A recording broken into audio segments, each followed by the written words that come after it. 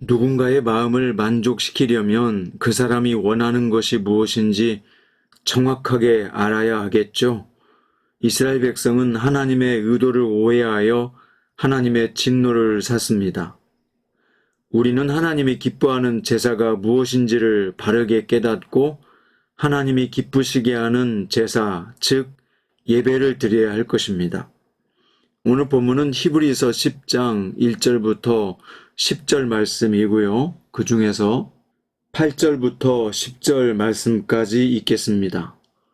위에 말씀하시기를 주께서는 제사와 예물과 번제와 속죄제는 원하지도 아니하시고 기뻐하지도 아니하신다 하셨고 이는 다 율법을 따라 드리는 것이라.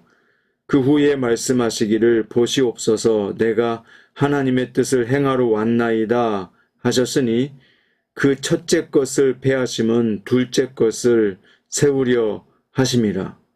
이 뜻을 따라 예수 그리스도의 몸을 단번에 들이심으로 말미암아 우리가 거룩함을 얻었노라. 아멘. 오늘 말씀의 주제는 기뻐하시는 산 제사를 드리라 입니다. 하나님은 모세를 통해 이스라엘 백성에게 시내산에서 율법을 주시면서 짐승 피로 제사 드릴 것을 명하셨지요. 그런데 성경에서는 하나님이 짐승의 피로 드리는 제사를 기뻐하지 않으신다는 말씀이 자주 나옵니다. 이것은 짐승의 피로 드리는 제사 자체가 목적이 아니라 하나님의 뜻을 이루기 위한 과정이요 수단이라는 뜻입니다. 그런데 이스라엘 백성은 제사와 예물은 수단일 뿐 목적이 아니라는 사실을 깨닫지 못해서요. 제사 드리는 것으로 하나님의 뜻에 순종을 다했다고 착각했습니다.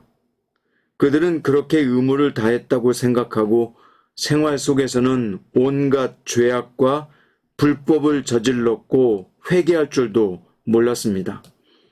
하나님은 이스라엘 백성이 자신들의 죄 때문에 짐승이 대신 죽는 모습을 통해서 죄의 심각성을 깨닫고 회개하여 거룩한 삶으로 변화되기 원하셨습니다.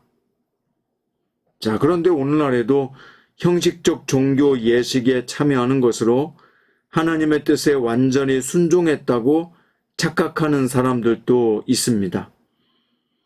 그런 사람들은 바리새인들과 같이 경건의 모양은 있지만 경건의 능력은 부인하는 어리석은 자들입니다. 성도는요, 하나님이 진정 원하시는 뜻이 무엇인지를 분별해서 하나님을 기쁘시게 하는 자를 말합니다.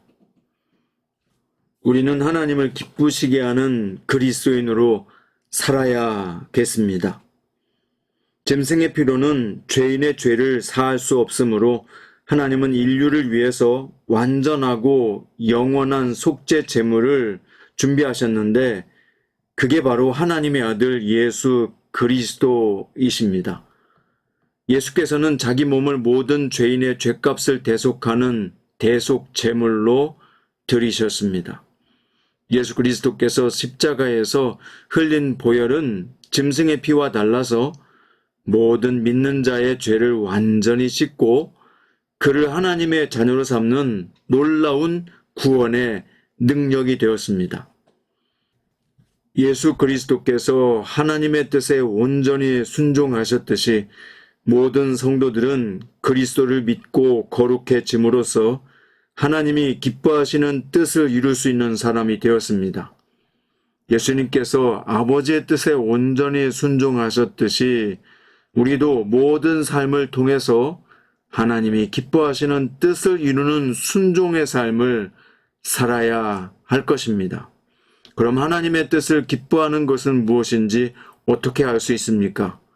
우리는 성령님께 기도하고 간구함으로 알 수 있습니다.